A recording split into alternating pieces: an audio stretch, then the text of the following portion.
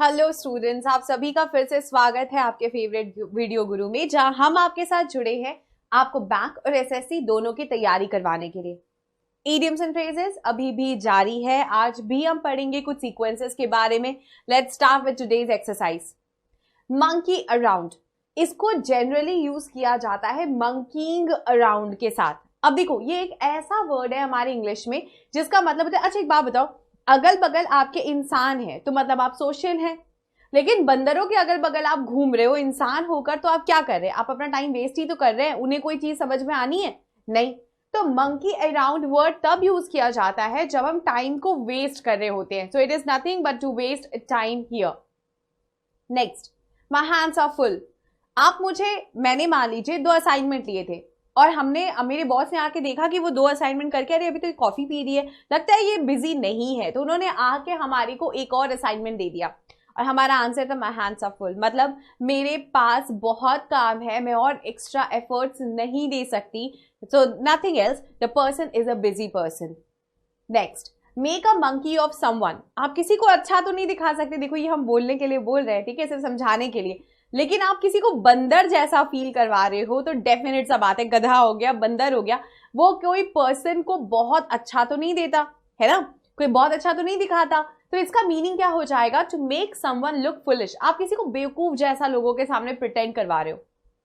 Next, man of his word, एक बहुत commonly used idiom, बहुत कॉमनली यूज्ड ईडियम, जिसका मीनिंग होता है एक ऐसा पर्सन जो कहता है वो करता है, ठीक है, जो कहता है वो करता है। A man who will keep his promise. Normally देखो, जब भी कोई वेडिंग होने वाली होती है, हम हमेशा कहते हैं ना, फीमेल्स हमेशा देखो एक स्टेटमेंट देती हैं कि भैया और कुछ होना हो, plus just be the man of your word, है ना, मतलब जो आप कहते हैं आप उसको अमल भी करते हो, है ना। अब अगर हम आपको चलिए पास्ट में लेके चले, एक छोटा सा ब्रीफिंग एग्जांपल अगर देना हो तो वो क्या होगा? हु वाज द पर्सन जिसको मैन ऑफ हिज वर्ड कहा जाता था? यस, युधिष्ठिर, ठीक है, युधिष्ठिर को हम कहते थे he was man of his word.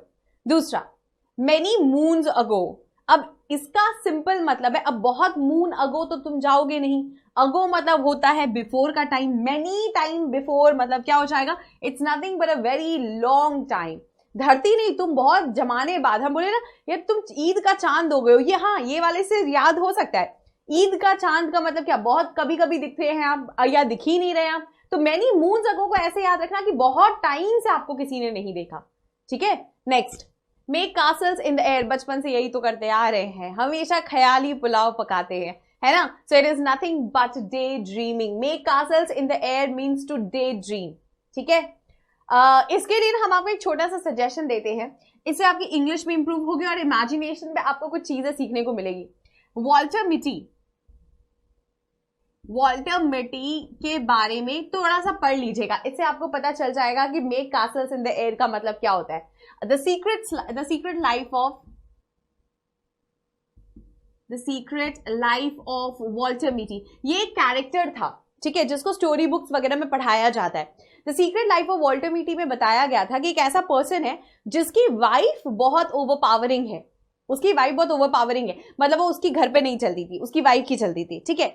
तो उसने क्या किया, वो जब भी मार्केट जाता या जब भी घर पे बैठा होता, वो अचानक से किसी जगह, वो अचानक से बैठे बैठे सपने देखने लगता था, मतलब सो जाता था, पार्शियली सो जाता था और सपने देखता था।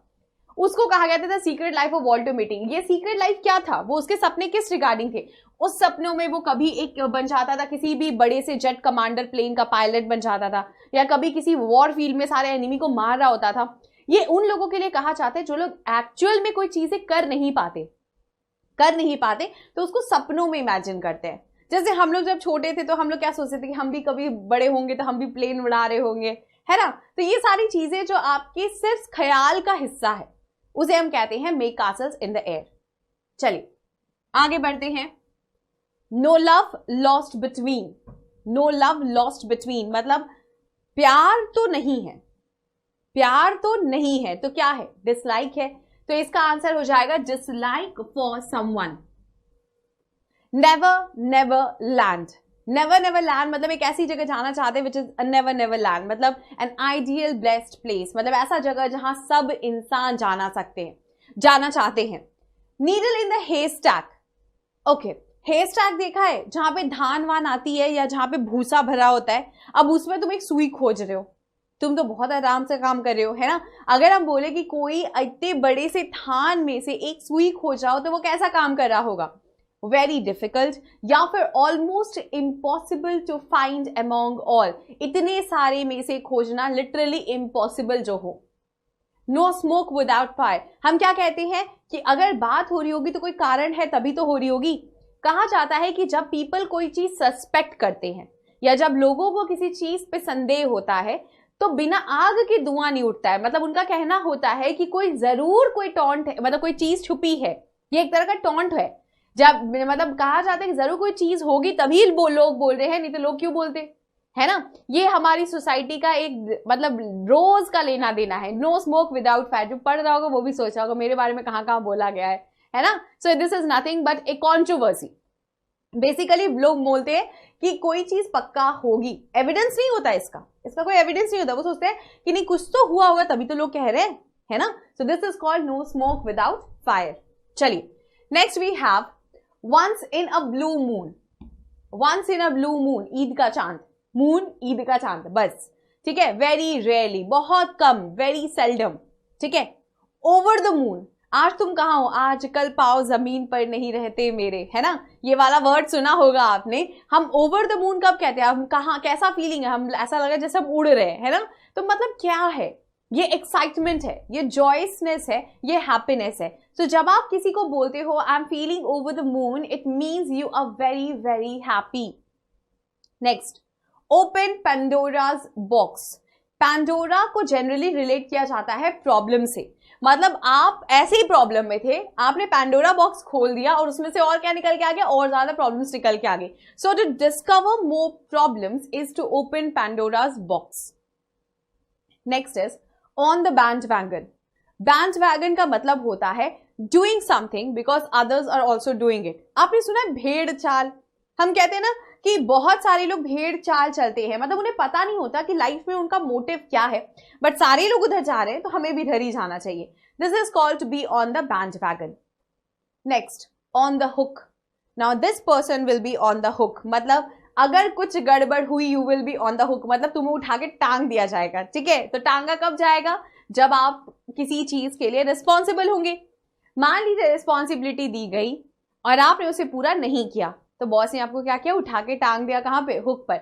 मतलब you will be responsible for something, कोई टास्क, कोई ड्यूटी जिसके लिए आपको रिस्पॉन्सिबल माना जा रहा हो। This is said to be on the hook. Clear. चलिए बढ़ते आपके नेक्स्ट स्लाइड की तरफ। Old flames die hard. पुराना प्यार जल्दी भुलाया नहीं जाता, है ना। यहाँ पे फ्लेम्स का मतलब एक्चुअली प्यार से हम लोग रिलेट करते हैं, ठीक है। हम कहते हैं ना he is an old flame of mind. Old flame of mind मतलब क्या, मेरा पुराना प्यार रहा है। लेकिन यहाँ पे जो ओल्ड फ्लेम का मीनिंग एक्चुअली होता है, इसका मतलब होता है anything, it can be anything और maybe a person, something और समवन जिसको भुलाना बहुत ज्यादा डिफिकल्ट हो, उसको कहा जाता है ओल्ड फ्लेम्स डाई हार्ड।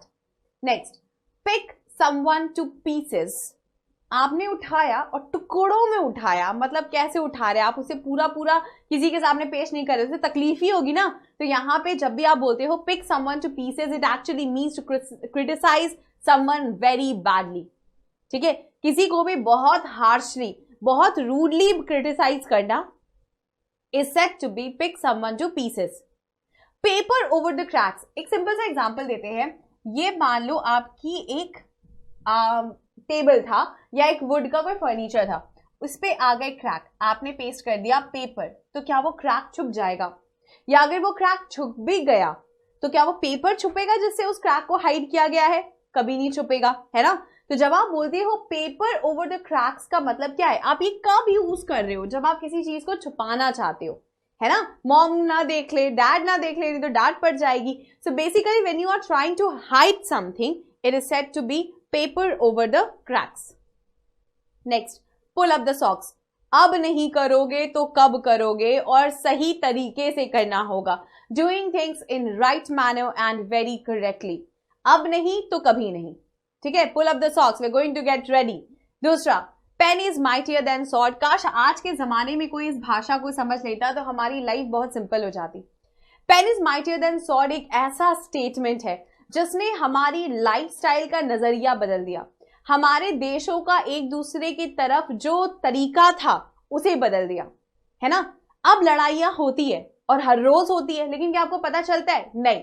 अब लड़ाइयां पेपर के थ्रू होती हैं, मतलब हम आपके यहाँ पानी नहीं देंगे, आप हमारे यहाँ से इतने सारे लोगों का, आप हमारे यहाँ आपकी गुड्स का हम सब्सिडी बढ़ा देंगे, हम आपके टैरिफ चार्ज करेंगे, है ना। ये लड़ाइयां होती है, हर रोज होती है, लेकिन न्यूक्लियर बॉम्ब जैसी नहीं होती। तो हमने क्या बोला कि इंसान को अगर किसी चीज को प्रूव करना है तो शब्द काफी है, लड़ाई झगड़े की जरूरत नहीं है। मतलब words are more powerful than war.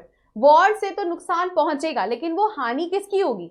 शारीरिक होगी, लोगों की होगी, पैसे की होगी, वेल्थ की होगी, समाज की होगी, है ना। लेकिन जब हम बोलते हैं कि पेन से अगर आपको किसी का हानि करना है तो एक सिंपल रेजिग्नेशन लेटर दे के देखिए किसी पर्सन को, उसका कितना बड़ा नुकसान होता है सिर्फ एक पेपर पे साइन करने से, है ना।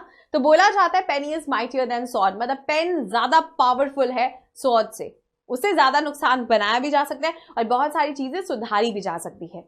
चलिए आगे बढ़ते हैं। Places of the same cake या pieces of the same cake. एक केक है जिसके आपके सारे पीसेस आपने काटे हैं, तो क्या फ्लेवर चेंज हो जाएगा? टेस्ट चेंज हो जाएगा? इसका मतलब क्वालिटी भी सेम रहेगा, कैरेक्टरिस्टिक भी सेम रहेगा, जो खाएंगे वो भी सेम रहेगा। मतलब यहां बोला जा रहा है कोई भी ऐसी चीज, 4 लोगों का अगर फ्रेंड सर्कल हो तो हम बोलते हैं ना ये सब एक ही थाली के चट्टे बट्टे हैं। सुना है ना आपने, ये सब एक ही थाली के चट्टे बट्टे हैं। ये चट्टे बट्टे कब बोला जाता है? जब हम बोलते हैं ये सारे के सारे एक जैसे हैं, इनको समझाने का कोई फायदा नहीं, जैसा वो समझेगा वैसा ही ये समझेगा। सो इसको अगर इंग्लिश में बोलना होगा तो आप बोल दीजिए pieces of the same cake. Clear? चलिए, प्ले फास्ट एंड लूज। एक तो आप जल्दी खेल रहे हैं और आप लूजली खेल रहे हैं, मतलब आप बहुत ज्यादा सीरियस नहीं है। It simply means you are playing irresponsibly and you are not respecting rules. आप एक तो इररेस्पॉन्सिबल हो, दूसरी चीज आप रूल्स को रिस्पेक्ट नहीं करते, you are not abiding by the rules. Clear? A poker face, एक ऐसा चेहरा जिसे देख के आप कभी समझ ही नहीं पाएंगे कि उसे प्रॉब्लम है या उसे प्रॉब्लम नहीं है। ठीक है, एक ऐसा फेस होता है, अपने घर में अपनी मॉम को उठा लीजिए, बुखार होगा तो भी वो खाना बना रही होंगी और आपको फील नहीं होगा कि उनके चेहरे पे शिकन आ रही है जब तक वो खुद बेड पे आके ना बैठ जाए, है ना। So not showing any sort of emotion so that people can see what they are feeling. एक ऐसा फेस पोकर फेस बोला जाता है। आपने मास्क देखे हैं, पोकर मास्क, पोकर फेसेस जिन्हें कहा जाता है, जो जनरली हम लोग बड़े बड़े सोशल गैदरिंग्स में पहनते हैं। वो छोटा सा होता है या फिर वो आपके फेस के साइज का होता है, बट उसमें हमेशा स्माइल मार्क होता है ना। जनरली पोकर फेस का जो टर्म है वो जोकर्स से आता है, जो कि भले अंदर किसी भी कंडीशन में हो, वो बाहर लोगों को सिर्फ हंसाते हैं या फिर फील नहीं होने देते। तो ऐसा पर्सन जो अपने इमोशंस को किसी को फील ना होने दे, उससे अगर आप रिलेट करोगे तो कौन से टर्म के साथ रिलेट करोगे? That he has a poker face. Clear? The next of yours is a red letter day. एक ऐसा दिन जो बहुत इंपॉर्टेंट है। रेड मार्क में हम किस वर्ड को लिखते हैं जिनको हम अलग से इंपॉर्टेंट एम्फेसाइज करना चाहते हैं? So it is nothing but a very important day. रब शोल्डर्स, आप मीटिंग कर रहे हैं, आप लोगों के साथ समय बिता रहे हैं, लेकिन हर इंसान के साथ नहीं, सिर्फ उन इंसानों के साथ जो बहुत फेमस हो या फिर पावरफुल हो, specially people who are very famous and powerful. Clear? चलिए, sense of time. Sense of time का मतलब होता है वेरी लिटिल टाइम। समय हाथ में रुकता है क्या? नहीं। जब वो पलटते हैं, जब भी हम लोग जो कासल को टर्न करते हैं तो उससे क्या होता है, वो जो रेत है वो जल्दी जल्दी नीचे आती है। इसका मतलब आपके पास समय बहुत कम है।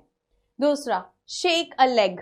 शेक अ लेग मतलब आप क्या करना चाहते हैं, या तो आप डांस कर लो या you can also be fast और इन अ हरी। स्पिल द बीन्स, आपने बिल के कैन को पकड़ के रखा था, बीन्स अचानक से आपने फेंक दिए और सारी की सारी बीन्स चिथर गई। इसका मतलब सबको दिख गया कि जो भी था उसके अंदर वो निकल के आ गया बाहर। तो क्या हो जाएगा? That you are actually trying to expose a secret. Snake in the grass, आप ग्रास पे अचानक से बहुत अच्छा वेदर फील करते हुए चल रहे हैं, लेकिन there is a snake there, तो इसका मतलब वहां पे एक हिडन एनिमी है। याद रखिएगा, स्नेक या सर्पेंट को हमेशा एनिमी की तरह ट्रीट किया जाता है। Next, showing the door. आपको यहाँ खड़े होने की जरूरत नहीं है, आप बाहर जा सकते हैं, तो हम क्या बोलेंगे? Showing the door. Ask someone to leave. दूसरा, song and a dance. Don't show me song and the dance, मतलब नाच गाना करके मेरा दिल मत बहलाओ, मतलब हम क्या बोलेंगे, एन एक्सक्यूज। दूसरा, threaded it way out. Threading कब की जाती है, जब हम बहुत केयरफुली एक एक हेयर के स्ट्रैंड को निकाल रहे होते है ना। अब आप केयरफुली कर रहे हैं और आप बाहर की तरफ जा रहे हैं तो क्या हो जाएगा, you have walked carefully through. Take the cloth, अगर आप अपने ऊपर एक क्लॉथ ले रहे हैं मतलब actually you are trying to become a priest. Tit for tat, जैसा आपने हमारे साथ किया वैसा ही हम आपके साथ करेंगे। A revenge which is taken against someone who has done wrong to you. Clear? चलिए, talk turkey. Okay, talk turkey is a very common phrase. अब हम इसको use कैसे करते हैं, when you are trying to discuss problem with real intention to solve them. मतलब आप ये problem सिर्फ सुनने के लिए नहीं सुन रहे, आप actually you are talking turkey because you want to solve the problem about, ठीक है, which is being talked about. A blow, to blow a fuse. Fuse उड़ गया मतलब क्या होता है, हमें यार ज्यादा मत बोलो नहीं तो मेरा फ्यूज उड़ जाएगा, मतलब क्या, मैं और ज्यादा गुस्से में आ जाऊंगा, है ना। तो इसको हम कब बोलते हैं, when you are actually trying to make someone angry. Through thick and thin under all conditions, मतलब हम आपके साथ खड़े रहेंगे थ्रू थिक एंड थिन, हम आपके साथ खड़े रहेंगे जब तक आपका सिलेक्शन ना हो जाए। थ्रू थिक एंड थिन मतलब अच्छे समय में बुरे समय में जैसा भी होगा, इंग्लिश आपका हमारी जिम्मेदारी है ना। तो क्या हो जाएगा इसका meaning, through under all conditions या सर्कमस्टांसेस।